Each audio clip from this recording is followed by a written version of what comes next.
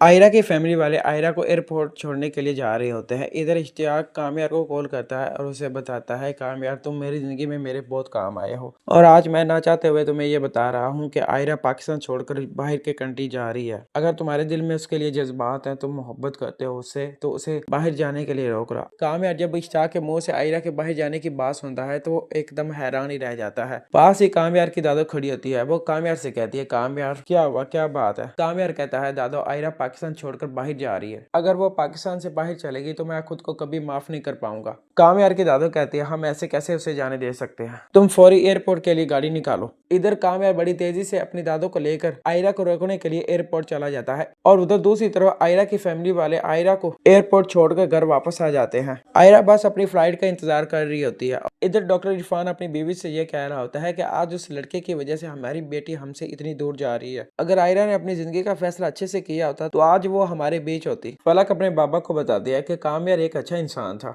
बस उसने आयरा की बात कुछ ज्यादा ही दिल पे लगा ली है, वरना वो इस काबिल था कि वो आयरा को खुश रख सके। फिर इश्तियाक सबको खबरदार करके कहता है, मैंने कामयार को बता दिया है कि आयरा पाकिस्तान छोड़कर यूएस जा रही है। घर के सभी अफराद इश्तियाक की तरफ हैरानगी से देखते हैं। फलक तो इश्तियाक से कहती है, इश्तियाक ये तुमने क्या किया? इश्तियाक इमोशनल होकर कहता है, आप सब ने शायद कामयार की आंखों में आयरा के लिए नफरत देखी होगी, मगर मैंने उसकी आंखों में आयरा के लिए बेहद प्यार देखा है और मैं जा रहा हूँ कामयार का साथ देने। इधर से एक बार फिर से आयरा की फैमिली वाले एयरपोर्ट के लिए निकलते हैं। उधर जब कामयार और उसकी दादो एयरपोर्ट पहुंचते हैं तो दूसरी तरफ से आयरा की फ्लाइट भी रेडी हो जाती है। आयरा अपना सामान उठाती है और वो अपनी फ्लाइट की तरफ बढ़ती है। फिर अचानक से कामयार आ जाता है। आयरा कामयार को देखकर हक्का बक्का रह जाती है, उसके पांव जमीन के साथ ही जम जाते हैं। आयरा की आंखें कामयार को देखकर नम हो जाती हैं और आगे से कामयार भी अपने किए पे बहुत शर्मिंदा होता है। इसके बाद दादो कामयार को आयरा के पास लाती है और वो आयरा से कहती है, आयरा भला ऐसे कैसे कोई किसी को बिन बताए बाहर के कंट्री चला जाए? आयरा रोकर कहती है, दादो और क्या करती, ये जो शख्स आपके सामने खड़ा है ये इंसान नहीं, ये हैवान है। क्या कुछ नहीं किया मैंने इसके लिए, अपनी फैमिली को छोड़ा, अपनी माँ बाप की नाराजगी झेली और इसने बदले में मुझे क्या दिया?